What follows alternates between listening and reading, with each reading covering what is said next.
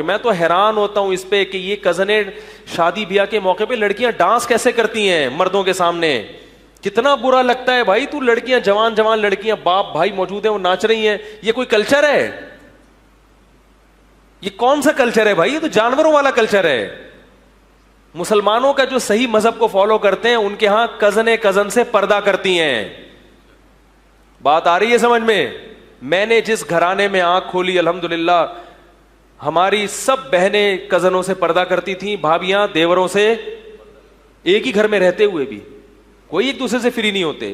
حالانکہ احترام اپنی جگہ, احترام بھی ہے, عزت بھی ہے, ان کا خیال رکھنا بھی ہے, مگر سامنے بیٹھ کے گپے لگانا, فری ہونا, یہ تو اب میں جب گھروں میں لوگوں کو دیکھتا ہوں یار کزنوں سے مصافحہ کر رہے ہو, وہ شادی میں تمہارے سامنے ڈانس ہے, اس کے باپ کو کچھ نہیں ہو رہا, اس کزن کو تو مزہ آ رہا ہے کزن کے سامنے ڈانس کرتے ہوئے, لیکن اس کے ابا کو کیا ہو رہا ہے؟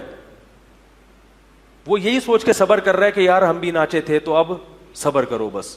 یہ اولاد اپنے باپ کی اتباع کرے گی, ماں کی. جب حیا ختم ہو جائے تو پھر آپ کسی کے بھی نہیں ہو, پھر کوئی خدمت ودمت سب تباہ. لوگ کہتے ہیں نا بیٹا قابو میں نہیں ہے, بیٹی قابو میں نہیں. قابو میں کہاں سے ہوگی جب آپ نے اس کو چمونی آپا کی شادی میں نچا دیا تو اب بیٹی آپ کے ہاتھ سے گئی. وہ تو شرم و حیا ہوتی ہے جب ابا سامنے آئے تو سر پہ چادر لے لے. اس قسم کی بیٹیاں ہوتی ہیں جو ابا کو کیا سمجھتی ہیں؟ ابا. جب آپ نے اس کو نچا دیا شادی میں تو اب آپ کہو کہ بیٹی میری بات سنتی کیوں نہیں ہے؟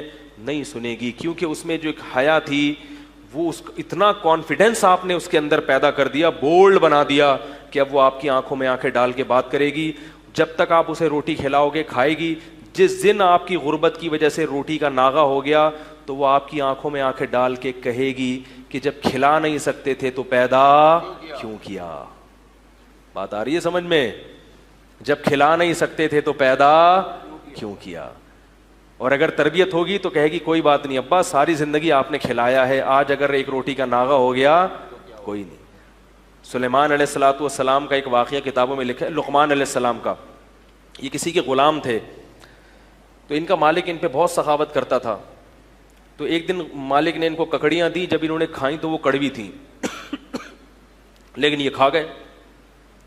مالک نے ایک ککڑی جب چکھی تو کڑوی تھی, تو اس نے کہا